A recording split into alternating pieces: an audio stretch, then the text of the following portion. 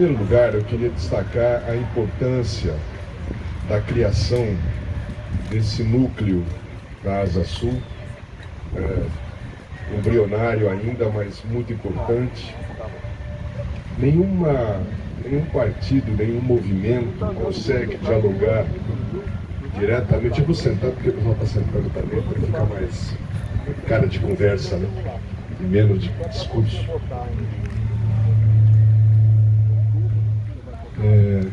A gente não consegue fazer nenhum trabalho mais capilar se a gente não estiver organizado em células. Isso já é um aprendizado antigo que nós temos.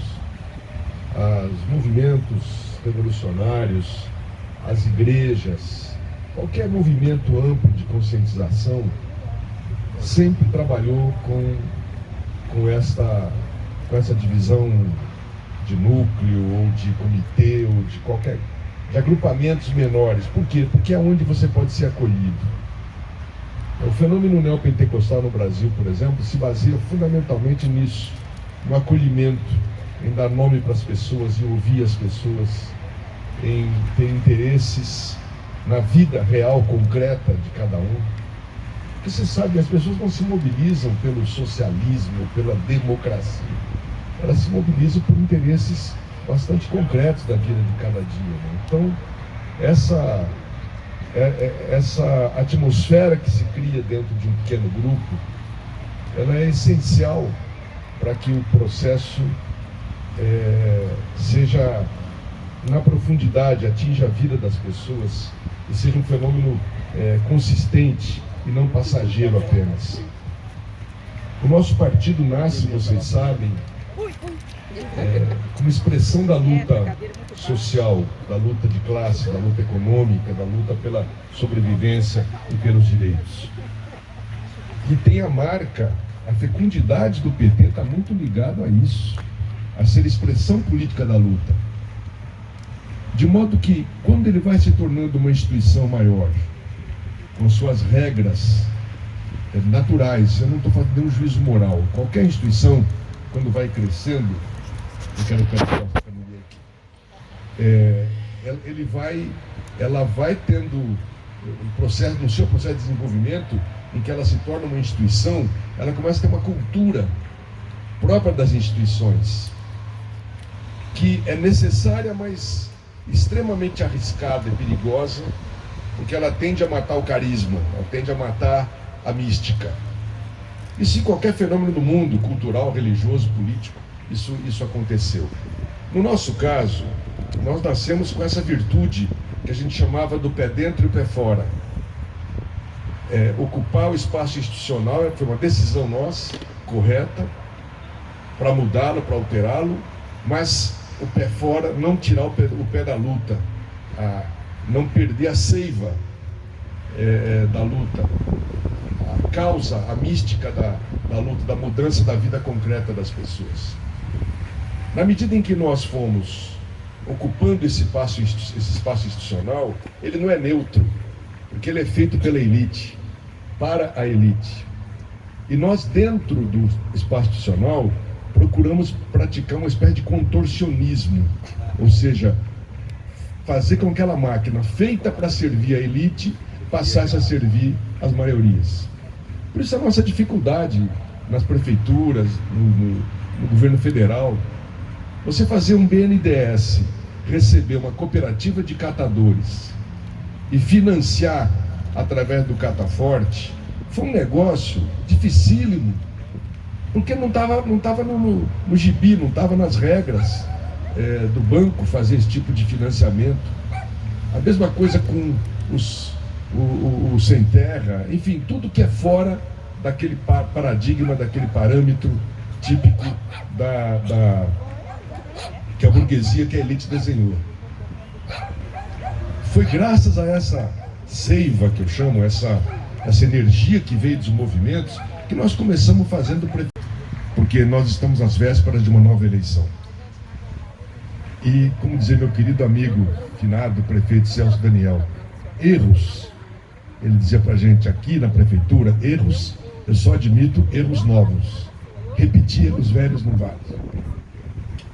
E isso vale para nós. nós não podemos repetir o erro da ilusão de que basta eleger o Lula que as questões se resolverão. Num contexto infinitamente, ou pelo menos umas... Eu tenho água aqui, obrigado. Muito obrigado. Infinitamente mais difícil do que nós tínhamos naquele período de 2003. 23 não tem nada com 3. Nós vamos pegar uma herança terrível de um Estado praticamente destruído nos seus instrumentos de políticas sociais, de políticas públicas e assim por diante. Então, essa é uma campanha eleitoral que vai ter que ser diferente, por vários motivos. O primeiro motivo é que vocês nos passou fisicamente aqui agora. Depois de muito tempo, talvez dos anos 40, nós vamos enfrentar uma direita que nós estávamos habituados, disputando com o Serra, Aécio ou mesmo o nosso agora Alckmin. Nós estamos acostumados a disputar com uma direita que tinha máquina e dinheiro e poder, mas pouca militância. Qual que é a novidade que nós temos agora? Acabaram de mostrar aqui. A direita vem militante.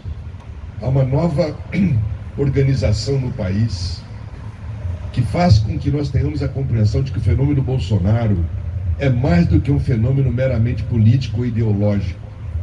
Ele é um fenômeno cultural, que tragicamente entrou dentro da alma de muitos brasileiros. Ou, para dizer melhor, havia uma cultura no Brasil farisaica, hipócrita, que se mostrou extremamente fecundo, um terreno muito fecundo para assimilar, para encarnar essa onda mundial de conservadorismo, mas que não é só conservadorismo, tem elementos profundos do neofascismo, portanto da violência, da discriminação, do preconceito, de eu não aceitar você se você tem a pele diferente da minha, ou o time diferente, ou a religião, e muito menos o partido.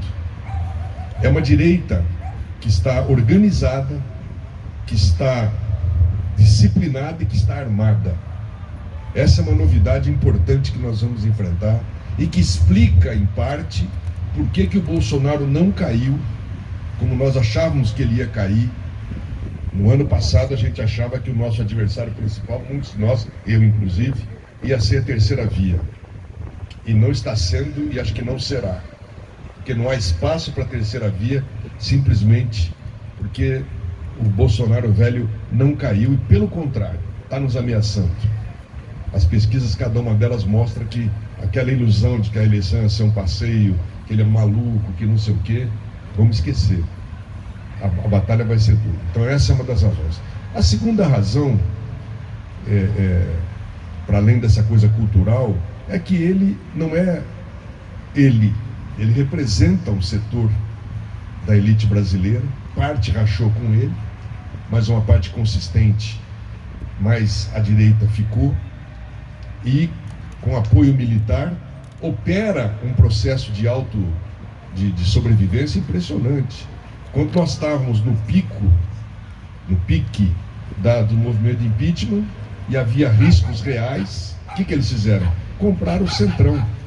Quando você não tem problema de consciência, quando você não tem escrúpulo, não tem. Eles compraram o Centrão. E essa compra do Centrão, ela é muito funda, porque ela entregou a eles o governo e entregou uma máquina de dinheiro. Porque, vamos lembrar, no nosso tempo, o prefeito chegava aqui em Brasília, ele vinha por esse Centrão aqui, ó, ia para os ministérios. Estava cheio de política pública. Ele voltava para sua casa, para sua cidade, levando luz para todos, mais médicos, Minha Casa Minha Vida, enfim, tudo que vocês sabem, ônibus escolar, recursos para fazer, Pronaf e assim por diante. O que eles fizeram? Eles acabaram com essas políticas todas, acabaram. Foram caprichosamente destruindo, sobretudo, as políticas sociais e concentraram os recursos através desse orçamento secreto, portanto, ninguém precisa prestar conta. Lá embaixo, no Congresso, o prefeito agora já não vem por aqui, ele já pega L4, vai direto para os gabinetes e sai de lá como? Com muito dinheiro, é muito dinheiro, com promessa de obras parte já empenhada, a parte não, malandramente, para manter a dependência, mas sai de lá com a obrigação, ele se compromete a dar 12, 13, 15, 20 mil votos para aquele deputado que está fazendo a mediação da emenda para ele, da emenda secreta, e com isso eles fazem uma campanha silenciosa para cada um desses deputados, ou senador, e também para o Bolsonaro, evidentemente. Então é uma outra estruturação que dá uma estabilidade para eles. A quarta razão é o uso da máquina, como é o caso dos R$400. Eles inventaram, acabaram com o auxílio emergencial, passou-se um tempo em que a fome só se agrava, aí inventaram os R$400, que, atenção, atinge mais gente do que o Bolsa Família atingia, embora seja totalmente sem nenhuma das políticas de portas de saída que o Bolsa Família tinha. É um mero auxílio de R$400 até dezembro. Agora a Câmara está aprovando para prosseguir, mas era só 400. E a Caixa Econômica tem um precioso cadastro que eles realimentam através disso aqui, falando direto, fazendo comparações. Lula dava 170, Bolsonaro dá 400, quem é melhor? Então há um trabalho tremendo feito nessa área. A outra razão vem desde 2013 com a história do Bannon, com a história das redes sociais. Vocês sabem que eles estão quilômetros à nossa frente aqui, né, nesse bombardeio. Todo dia a gente recebe mensagem angustiada da nossa gente que vê as mentiras que eles produzem. É uma máquina que, ao mesmo tempo que produz mentira contra nós, tem outro detalhe, pessoal, não sei se vocês sabem, produz mentiras positivas ao Bolsonaro. É foto de ponte, vídeos de ponte feitas muito antigamente, mas que agora eles falam que é do Bolsonaro, e assim por diante. É um negócio impressionante. Então, isso aqui passou a ser um instrumento fundamental para eles. O fato é que esse conjunto de fatores e outros que vocês vão acrescentar aqui na roda fizeram com que essa eleição se transformasse para nós numa eleição dramática, numa eleição onde nós temos que fazer dois movimentos em forma de pinça que são essenciais. Um deles, que até nos custa um pouco, é o que o Lula fez quando vai ao centro. Lula partiu do pressuposto de que para vencer esse neofascismo só a gente não daria conta. Então a busca do Alckmin, que trava na garganta de muitos de nós, a busca de alianças mais ao centro, ela tem esse objetivo. Ou faz isso ou não ganha. Ou faz isso, nós vamos continuar nesse sofrimento. E agora se continua fazendo isso. Nós estamos com 5, 6 partidos. Ele está insistindo em buscar o apoio de parte do PMDB, de parte do PSD, já que são partidos que não virão, de parte do PDT, se for o caso. Porque pode haver uma antecipação do segundo para o primeiro turno se essa polarização continua. Se a candidatura do Ciro não decolar, do Moro já dançou, do Leite, eu estava em Porto Alegre ontem, o Leite já se lançou lá candidato a governador de novo, né? Então, se não surgir nenhuma outra grande novidade, e é muito difícil porque não há espaço estatístico até eleitoral para que surja uma outra alternativa, pode ocorrer um voto útil no primeiro turno, para um lado e para o outro, e nós precisamos ter clareza de que a batalha será duríssima, também por esse fator, né, a tensão que vai ocorrer aí. Bom, então esse movimento da pinça está sendo feito. E Lula fala sempre, eu tenho que ser candidato de um amplo movimento nacional. Criar no país uma aliança que vai além dos partidos, uma aliança popular que eu chamaria cultural, em defesa da democracia, fazendo com que fenômenos como esses que ocorreram no Carnaval, em que o povo começa a cantar, começa a gritar fora Bolsonaro, e é essencial para nós criar uma onda de defesa da democracia contra o fascismo, contra o sofrimento do povo. É uma questão fundamental. E o outro movimento da pinça somos nós. É a gente fazer uma um grande movimento popular junto às bases, junto ao povo que não está com a gente, que não para fazer um trabalho não só de convencimento eleitoral, mas de ganhar para o nosso projeto, de sorte que essa fórmula que nós criamos aí, que pode ser outra, ter outro nome, os chamados comitês populares de luta, sejam organizações duradouras que nos ajudem a ganhar a eleição e, particularmente importante, continue depois a sustentar o nosso projeto, para que o nosso projeto não seja tão frágil, se baseado apenas na institucionalidade. E aí, pessoal, tem um desafio que é muito importante para a gente e difícil, porque nós nos desacostumamos a termos presença junto ao povo, tanto o povo da periferia como até numa asa como essa aqui. Nós fomos sendo induzidos cada vez mais a um processo muito interno de encontros entre nós, muito agradáveis, muito legais e tal, mas com pouca capacidade de repercussão, de furar a tal da bolha, como o pessoal fala tanto aí. Parte das causas eu já mencionei aqui, da nossa crença na vida institucional apenas, e parte também, aí é muito mais complicado, porque a sociedade mudou muito de 80 para cá. A gente fala muito, antigamente tinha trabalho de base e tal, mas se você pensar bem, boa parte desse trabalho de base não era feito diretamente pelo PT. Nós tínhamos aliados importantíssimos que realizavam esse trabalho.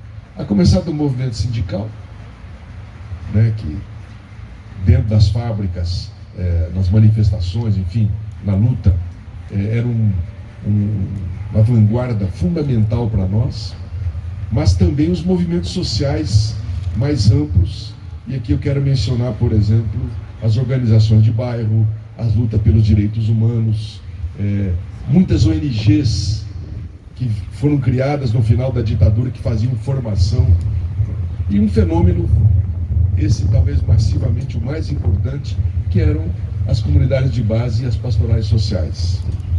Vocês sabem a importância que esses movimentos tiveram no desenvolvimento e na criação do próprio partido.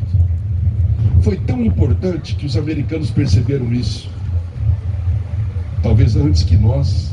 Em 82, um relatório Rockefeller alertava para o risco da teologia da libertação para a estabilidade capitalista na América Latina, e o Reagan espertamente aproveitou o anticomunismo do Papa João Paulo II, que era polonês, que vinha daquele ambiente, e faz uma aliança terrível para nós, que foi a destruição dessa teologia da libertação. Não é destruição, mas um golpe terrível.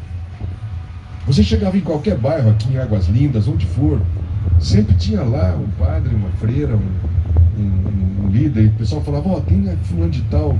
Aí você tinha uma referência a partir da qual você começava um trabalho. E muita gente que vinha das pastorais, despertados pela fé, pelo desejo de luta, e se engajava natural, por connaturalidade conosco, pela nossa metodologia, pelo nosso jeito de fazer política. Hoje, se você for aqui em Águas Lindas, você vai encontrar o quê?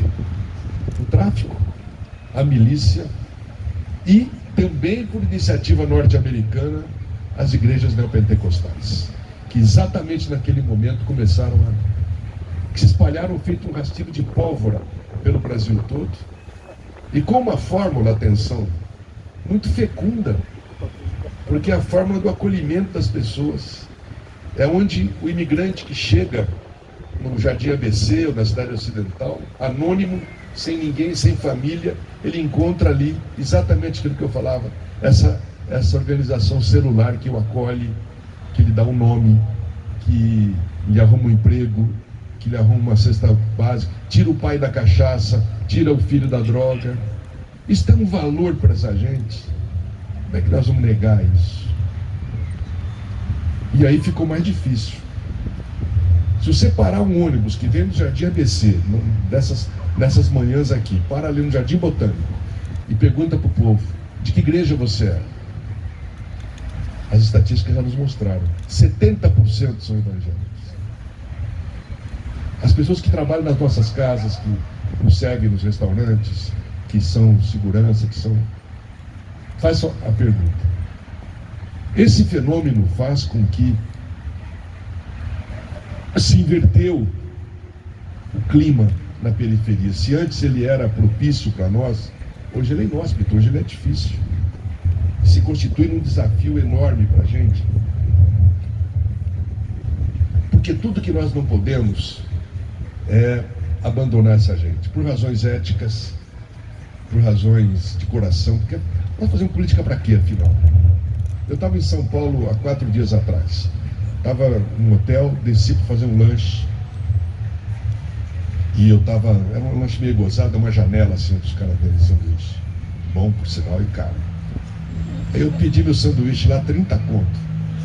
Mas bom, na casa do porco. Aí, de repente, vem descendo, já eram umas 9h30 da noite, um rapaz com 5 sacos pretos nas costas. E exausto, joga os sacos na calçada, pertinho de mim. E aí eu não tive como não falar com ele, né? Comecei a conversar com ele. Aí perguntei para ele, quantos quilos está levando aí, cara? Ele falou, foi mostrando para mim, isso aqui é papel, isso aqui é lata, uns 30 quilos. Aí eu falei, você vai aonde? Estação da Luz, tinha mais uns 4, 5 quilômetros para ele andar. E você vai ganhar quanto com esses 30 quilos lá? Ele falou, 40 centavos o quilo, 12 reais. E eu estava comendo um sanduíche de 30 reais. Claro que eu fui obrigado a pedir mais um para ele, por razões óbvias. Mas eu fiquei pensando, meu Deus do céu, até quando isso vai continuar? Como é que um ser humano está obrigado a fazer isso? E nós achamos que nós continuamos vivendo, nós achamos que é natural. Caramba, nós fazemos política para isso, para acabar com isso, para dar para esse companheiro a possibilidade de uma alternativa de vida decente. Agora, como é que nós vamos conversar com eles? Como é que nós vamos... Então, pessoal, é por isso que nós estamos tentando fazer uma espécie de revolução cultural interna no partido. A gente se dá conta de que nós precisamos ir ao encontro desses nossos irmãos, porque muitos deles seguem pelas razões que foram apontadas aqui, acreditando no Bolsonaro, não fazendo a ligação entre a causa do seu sofrimento e a causa, e achando que nós somos a favor do aborto, nós vamos acabar com as igrejas, nós vamos acabar com os casamentos, obrigar as igrejas a fazer casamento de homoafetivo, essas coisas todas que vocês sabem. Ou a gente usa essa campanha eleitoral para isso, ou nós podemos de novo eleger o nosso Lula, e eu tenho fé e tenho muita convicção que vai ser apertado, mas vai dar. Nós vamos eleger o Lulinha, nós vamos garantir a posse dele, que também vai ser uma luta. Agora, se nós não fizermos uma regimentação de uma batalha, de uma tropa, né? A palavra militar não é muito boa nesses tempos aqui, mas se nós não tivermos uma militância, isso mesmo, muito ampla, sabe o que vai acontecer? Nós vamos jogar o Lulinha velho no colo do Centrão. Porque nós vamos fazer um grande esforço para elegê-lo e para eleger deputados federais.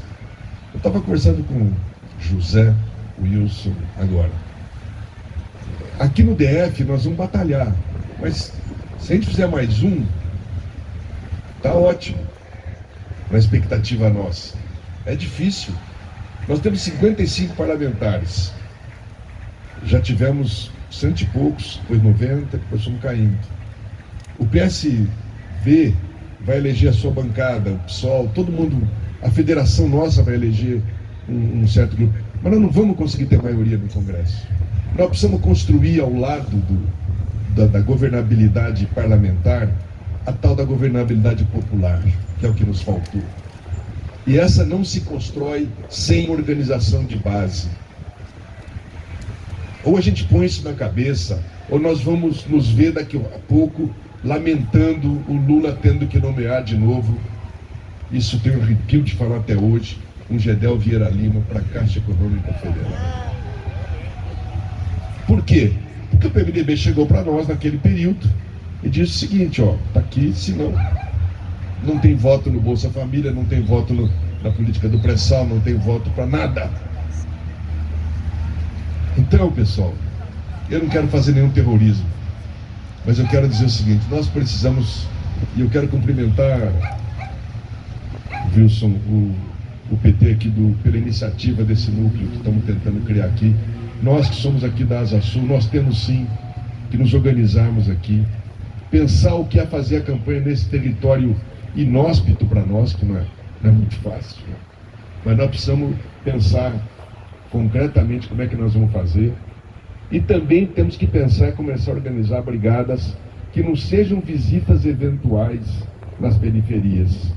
Mas nós temos que abraçar, e dá para planejar isso, junto com o entorno, junto com um tipo de organização que nos coloque em contato permanente com essa gente na periferia, através dos companheiros nossos que moram lá, que já são nossas referências, mas que nós podemos reforçar. Entre aquele caminhão de som barulhento e às vezes antipático que nós passamos na frente de umas casas, e uma panfletagem eventual, e o pastorzinho que está ali todo dia, em quem que eles vão acreditar? E finalmente, não vamos nunca generalizar o mundo evangélico.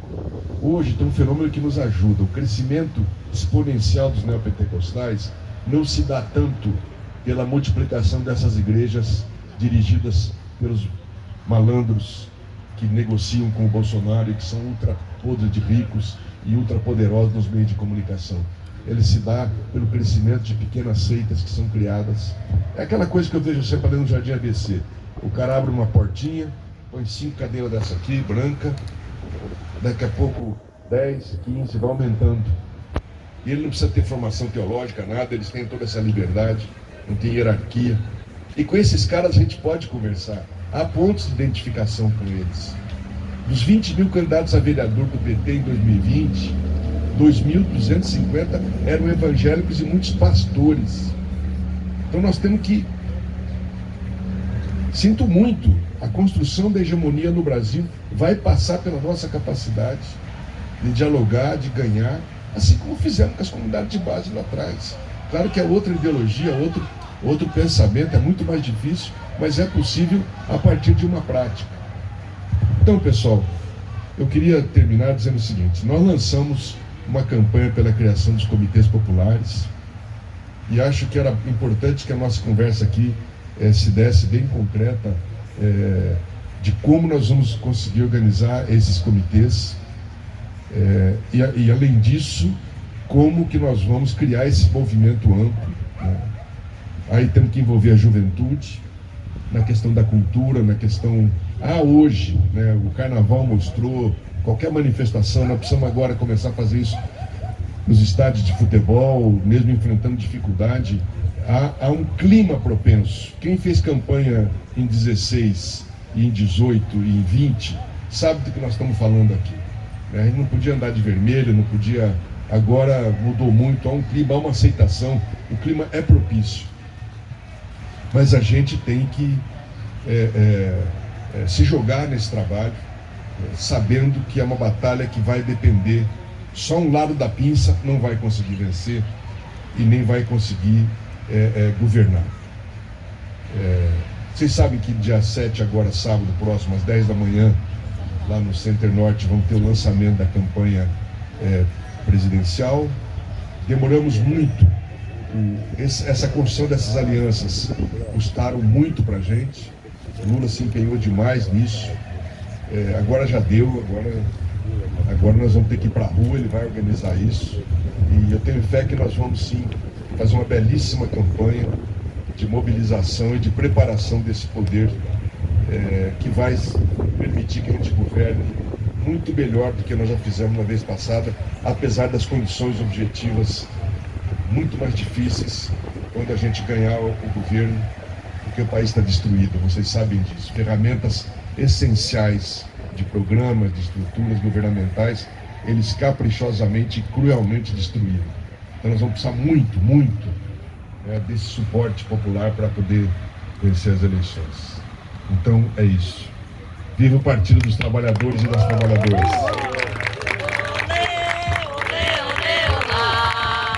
Lula, Lula, olê, olê, olê, olá. Lula, Lula. Queremos acolher o céu, porque nós estamos às vésperas de uma nova eleição. E, como dizia meu querido amigo, finado prefeito Celso Daniel, erros, ele dizia pra gente aqui na prefeitura, erros, eu só admito erros novos. Repetir erros velhos não vale. E isso vale para nós. Nós não podemos repetir o erro da ilusão de que basta eleger o Lula que as questões se resolverão. Num contexto infinitamente, ou pelo menos umas... Eu tenho água aqui, obrigado. Muito obrigado. Infinitamente mais difícil do que nós tínhamos naquele período de 2003. 23 não tem nada com 3. Nós vamos pegar uma herança terrível de um Estado praticamente destruído nos seus instrumentos de políticas sociais, de políticas públicas e assim por diante. Então, essa é uma campanha eleitoral que vai ter que ser diferente, por vários motivos. O primeiro motivo é que vocês nos passou fisicamente aqui agora. Depois de muito tempo, talvez dos anos 40, nós vamos enfrentar uma direita que nós estávamos habituados, disputando com o Serra, Aécio ou mesmo o nosso agora Alckmin. Nós estamos acostumados a disputar com uma direita que tinha máquina e dinheiro e poder, mas pouca militância. Qual que é a novidade que nós temos agora? Acabaram de mostrar aqui. A direita vem militante. Há uma nova organização no país que faz com que nós tenhamos a compreensão de que o fenômeno Bolsonaro é mais do que um fenômeno meramente político ou ideológico. Ele é um fenômeno cultural que tragicamente entrou dentro da alma de muitos brasileiros. Ou, para dizer melhor, havia uma cultura no Brasil farisaica, hipócrita, que se mostrou extremamente fecundo, um terreno muito fecundo para assimilar, para encarnar essa onda mundial de conservadorismo, mas que não é só conservadorismo, tem elementos profundos do neofascismo, portanto da violência, da discriminação, do preconceito, de eu não aceitar você se você tem a pele diferente da minha, ou o time diferente, ou a religião, e muito menos o partido. É uma direita que está organizada, que está disciplinada e que está armada.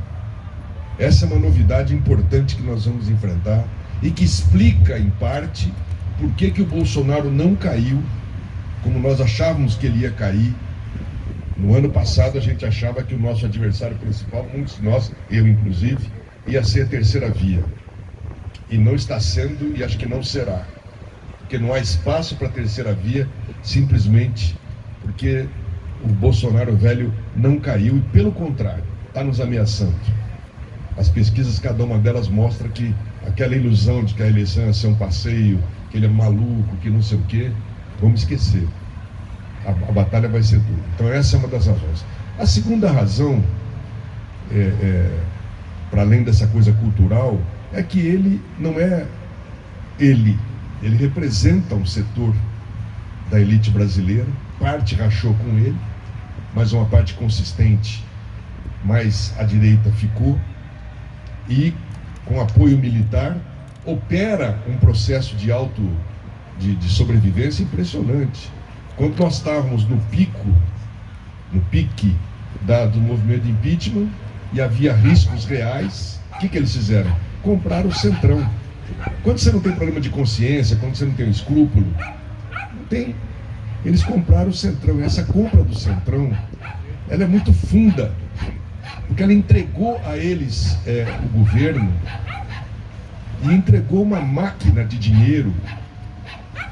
Por Porque, vamos lembrar, no nosso tempo, o prefeito chegava aqui em Brasília, ele vinha por esse centrão aqui, ó, ia para os ministérios. Estava cheio de política pública. Ele voltava para sua casa, para sua cidade, levando luz para todos, mais médicos, Minha Casa Minha Vida, enfim, tudo que vocês sabem, ônibus escolar, recursos para fazer, Pronaf e assim por diante. O que eles fizeram? Eles acabaram com essas políticas todas, acabaram. Foram caprichosamente destruindo, sobretudo, as políticas sociais e concentraram os recursos através desse orçamento secreto, portanto, ninguém precisa prestar conta.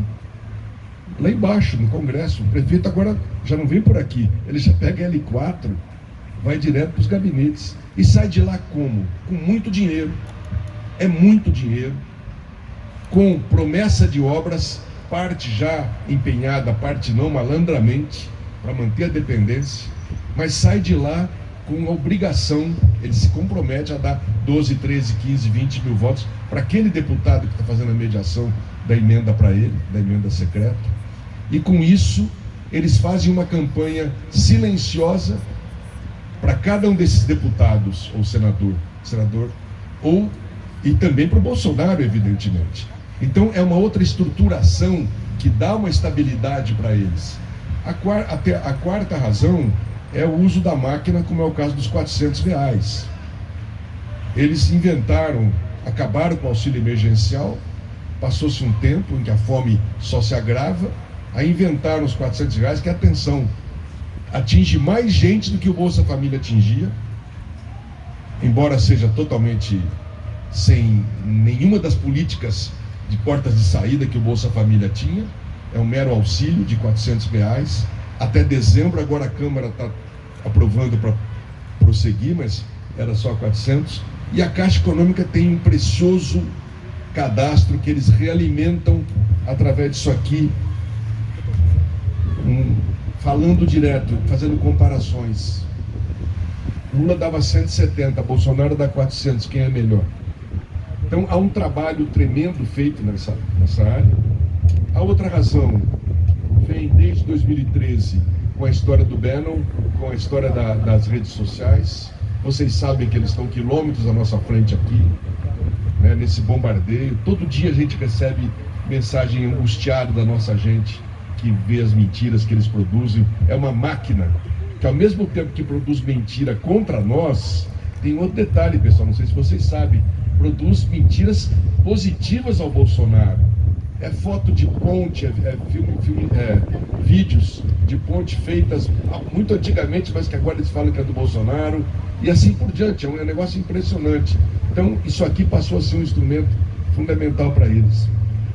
O fato é que esse conjunto de fatores e outros que vocês vão acrescentar aqui na roda fizeram com que essa eleição se transformasse para nós numa eleição dramática, numa eleição onde nós temos que fazer dois movimentos em forma de pinça que são essenciais.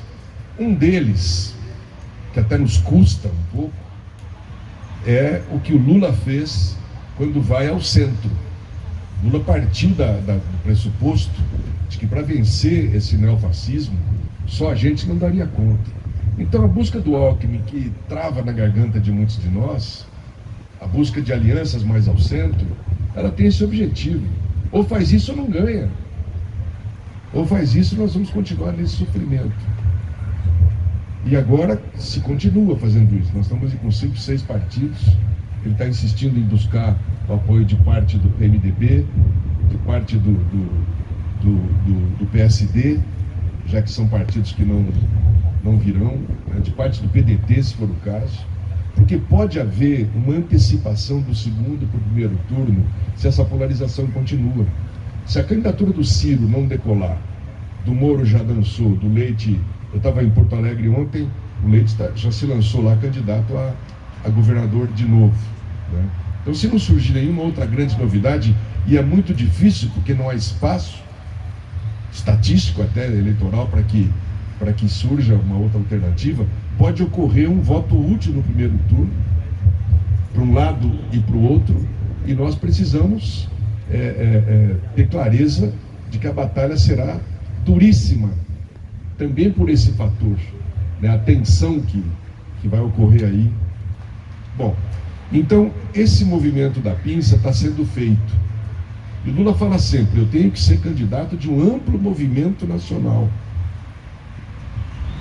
Criar no país uma aliança que vai além dos partidos, uma aliança popular que eu chamaria cultural, em defesa da democracia, fazendo com que fenômenos como esses que ocorreram no Carnaval, em que o povo começa a cantar, começa a gritar fora Bolsonaro, e é essencial para nós criar uma onda de defesa da democracia contra o fascismo, contra o sofrimento do povo, é uma questão fundamental. E o outro movimento da pinça é nós, somos nós. É a gente fazer um grande movimento popular junto às bases, junto ao povo que não está com a gente, que não para fazer um trabalho não só de convencimento eleitoral, mas de ganhar para o nosso projeto, de sorte que essa fórmula que nós criamos aí, que não pode ser outra, ter outro nome, os chamados comitês populares de luta, sejam organizações duradouras que nos ajudem a ganhar a eleição e, particularmente importante, continue depois a sustentar o nosso projeto, para que o nosso projeto não seja tão frágil, se baseado apenas na institucionalidade. E aí, pessoal, tem um desafio que é muito importante para a gente e difícil, porque nós nos desacostumamos a termos presença junto ao povo, tanto o povo da periferia como até numa asa como essa aqui. Nós fomos sendo induzidos cada vez mais a um processo muito interno de encontros entre nós, muito agradáveis, muito legais e tal, mas com pouca capacidade de repercussão, de furar a tal da bolha, como o pessoal fala tanto aí. Parte das causas eu já mencionei aqui, da nossa crença na vida institucional apenas, e parte também, aí é muito mais complicado, porque a sociedade mudou muito de 80 para cá. A gente fala muito, antigamente tinha trabalho de base e tal, mas se você pensar bem, boa parte desse trabalho de base não era feito diretamente pelo PT. Nós tínhamos aliados importantíssimos que realizavam esse trabalho. A começar do movimento sindical, né, que dentro das fábricas, nas manifestações, enfim, na luta, era uma vanguarda fundamental para nós, mas também os movimentos sociais mais amplos, e aqui eu quero mencionar, por exemplo, as organizações de bairro, as lutas pelos direitos humanos, muitas ONGs que foram criadas no final da ditadura, que faziam formação, e um fenômeno, esse talvez massivamente o mais importante, que eram as comunidades de base e as pastorais sociais. Vocês sabem a importância que esses movimentos tiveram no desenvolvimento e na criação do próprio partido. Foi tão importante que os americanos perceberam isso, talvez antes que nós. Em 82, um relatório Rockefeller alertava para o risco da teologia da libertação para a estabilidade capitalista na América Latina, e o Reagan espertamente aproveitou o anticomunismo do Papa João Paulo II, que era polonês, que vinha daquele ambiente, e faz uma aliança terrível para nós, que foi a destruição dessa teologia da libertação. Não é destruição, mas um golpe terrível. Você chegava em qualquer bairro, aqui em Águas Lindas, onde for, sempre tinha lá um padre, uma freira, um líder, e o pessoal falava, tem fulano de tal. Aí você tinha uma referência a partir da qual você começava um trabalho. E muita gente que vinha das pastorais, despertados pela fé, pelo desejo de luta, e se engajava por connaturalidade conosco, pela nossa metodologia, pelo nosso jeito de fazer política. Hoje, se você for aqui em Águas Lindas, você vai encontrar o quê? O tráfico, a milícia e também por iniciativa norte-americana, as igrejas neopentecostais, que exatamente naquele momento começaram que se espalharam feito um rastilho de pólvora pelo Brasil todo, e com uma fórmula, atenção, muito fecunda, porque é a fórmula do acolhimento das pessoas. É onde o imigrante que chega no Jardim ABC ou na cidade ocidental, anônimo, sem ninguém, sem família, ele encontra ali exatamente aquilo que eu falava, essa organização celular que o acolhe, que lhe dá um nome, que lhe arruma um emprego, que lhe arruma uma cesta básica, tira o pai da cachaça, tira o filho da droga. Isso tem um valor para essa gente. Como é que nós vamos negar isso? E aí ficou mais difícil. Se você parar um ônibus que vem do Jardim ABC, nessas manhãs aqui, para ali no Jardim Botânico, e pergunta para o povo, de que igreja você é? As estatísticas já nos mostraram, 70% são evangélicos. As pessoas que trabalham nas nossas casas, que nos servem nos restaurantes, que são segurança, Faz só a pergunta. Esse fenômeno faz com que se inverteu o clima na periferia. Se antes ele era propício para nós, hoje ele é inóspito, hoje ele é difícil. Se constitui um desafio enorme para a gente. Porque tudo que nós não podemos é abandonar essa gente, por razões éticas, por razões de coração, porque nós fazemos política para quê, afinal?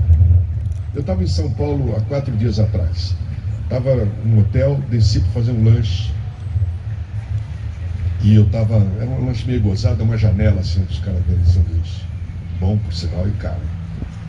Aí eu pedi meu sanduíche lá, 30 conto. Mas bom, na casa do porco. Aí, de repente, vem descendo, já era umas 9h30 da noite, um rapaz com 5 sacos pretos nas costas. E exausto, joga os sacos na calçada, pertinho de mim. E aí eu não tive como não falar com ele, né? Comecei a conversar com ele. Aí perguntei para ele, quantos quilos está levando aí, cara? Ele falou, foi mostrando para mim, isso aqui é papel, isso aqui é lata, uns 30 quilos. Aí eu falei, você vai aonde? Estação da Luz, tinha mais uns 4, 5 quilômetros para ele andar. E você vai ganhar quanto com esses 30 quilos lá? Ele falou, 40 centavos o quilo, 12 reais. E eu estava comendo um sanduíche de 30 reais. Claro que eu fui obrigado a pedir mais um para ele, por razões óbvias. Mas eu fiquei pensando, meu Deus do céu, até quando isso vai continuar? Como é que um ser humano está obrigado a fazer isso? E nós achamos que nós continuamos vivendo, nós achamos que é natural. Caramba, nós fazemos política para isso, para acabar com isso, para dar para esse companheiro a possibilidade de uma alternativa de vida decente. Agora, como é que nós vamos conversar com eles? Como é que nós vamos... Então, pessoal, é por isso que nós estamos tentando fazer uma espécie de revolução cultural interna no partido. A gente se dá conta de que nós precisamos ir ao encontro desses nossos irmãos, porque muitos deles seguem pelas razões que foram apontadas aqui, acreditando no Bolsonaro, não fazendo a ligação entre a causa do seu sofrimento e a causa, e achando que nós somos a favor do aborto, nós vamos acabar com as igrejas, nós vamos acabar com os casamentos, obrigar as igrejas a fazer casamento de homoafetivo, essas coisas todas que vocês sabem. Ou a gente usa essa campanha eleitoral para isso, ou nós podemos de novo eleger o nosso Lula, e eu tenho fé e tenho muita convicção que vai ser apertado, mas vai dar. Nós vamos eleger o Lulinha, nós vamos garantir a posse dele, que também vai ser uma luta. Agora, se nós não fizermos uma arregimentação de uma batalha, de uma tropa, né? A palavra militar não é muito boa nesses tempos aqui, mas se nós não tivermos uma militância, isso mesmo, muito ampla, sabe o que vai acontecer? Nós vamos jogar o Lulinha velho no colo do Centrão, porque nós vamos fazer um grande esforço para elegê-lo e para eleger deputados federais. estava conversando com o José Wilson agora. Aqui no DF nós vamos batalhar, mas se a gente fizer mais um, tá ótimo, na expectativa nossa. É difícil. Nós temos 55 parlamentares. Já tivemos 100 e poucos, depois 90, depois fomos caindo. O PSB vai eleger a sua bancada, o PSOL, todo mundo, a federação nossa vai eleger um certo grupo. Mas nós não vamos conseguir ter maioria no Congresso. Nós precisamos construir ao lado da governabilidade parlamentar a tal da governabilidade popular, que é o que nos faltou.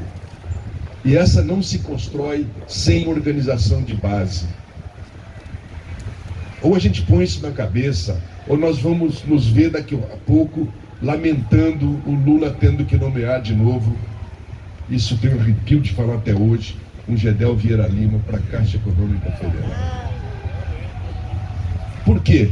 Porque o PMDB chegou para nós naquele período e disse o seguinte, ó, tá aqui, senão não tem voto no Bolsa Família, não tem voto na política do pré-sal, não tem voto para nada. Então, pessoal, eu não quero fazer nenhum terrorismo, mas eu quero dizer o seguinte, nós precisamos, e eu quero cumprimentar, Wilson, o PT aqui pela iniciativa desse núcleo que estamos tentando criar aqui.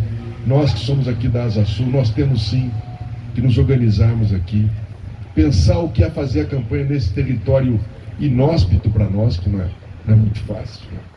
Mas nós precisamos pensar concretamente como é que nós vamos fazer, e também temos que pensar e começar a organizar brigadas que não sejam visitas eventuais nas periferias, mas nós temos que abraçar, e dá para planejar isso, junto com o entorno, junto com um tipo de organização que nos coloque em contato permanente com essa gente na periferia, através dos companheiros nossos que moram lá, que já são nossas referências, mas que nós podemos reforçar. Entre aquele caminhão de som barulhento e às vezes antipático que nós passamos na frente de umas casas, e uma panfletagem eventual, e o pastorzinho que está ali todo dia, em quem que eles vão acreditar? E finalmente, não vamos nunca generalizar o mundo evangélico. Hoje tem um fenômeno que nos ajuda. O crescimento exponencial dos neopentecostais não se dá tanto pela multiplicação dessas igrejas dirigidas pelos malandros que negociam com o Bolsonaro e que são ultra podres de ricos e ultra poderosos nos meios de comunicação. Ele se dá pelo crescimento de pequenas seitas que são criadas. É aquela coisa que eu vejo sempre ali no Jardim ABC. O cara abre uma portinha, põe 5 cadeiras dessa aqui, branca, daqui a pouco 10, 15, vai aumentando. E ele não precisa ter formação teológica, nada, eles têm toda essa liberdade, não tem hierarquia. E com esses caras a gente pode conversar. Há pontos de identificação com eles. Dos 20 mil candidatos a vereador do PT em 2020, 2.250 eram evangélicos e muitos pastores. Então nós temos que... Sinto muito, a construção da hegemonia no Brasil vai passar pela nossa capacidade de dialogar, de ganhar, assim como fizemos com as comunidades de base lá atrás. Claro que é outra ideologia, outro pensamento, é muito mais difícil, mas é possível a partir de uma prática. Então, pessoal, eu queria terminar dizendo o seguinte: nós lançamos uma campanha pela criação dos comitês populares, e acho que era importante que a nossa conversa aqui se desse bem concreta de como nós vamos conseguir organizar esses comitês, e além disso, como que nós vamos criar esse movimento amplo, né? Aí temos que envolver a juventude, na questão da cultura, na questão... hoje, né, o carnaval mostrou, qualquer manifestação, nós precisamos agora começar a fazer isso nos estádios de futebol, mesmo enfrentando dificuldade. Há um clima propenso. Quem fez campanha em 16, e em 18 e em 20, sabe do que nós estamos falando aqui. A gente não podia andar de vermelho, não podia... Agora mudou muito, há um clima, há uma aceitação, o clima é propício. Mas a gente tem que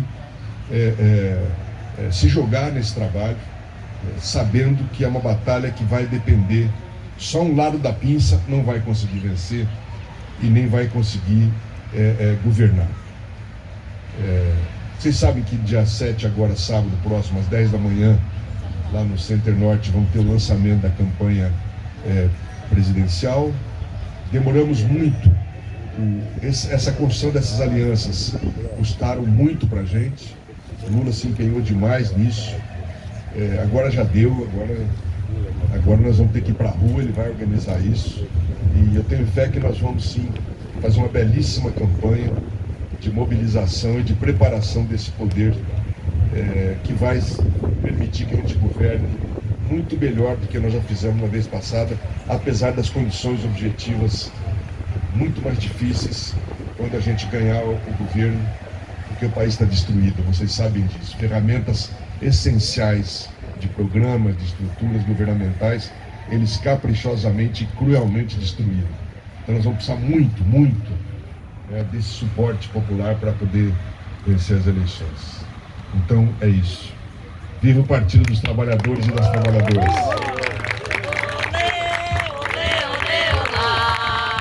Lula, Lula, olê, olê, olê, olá.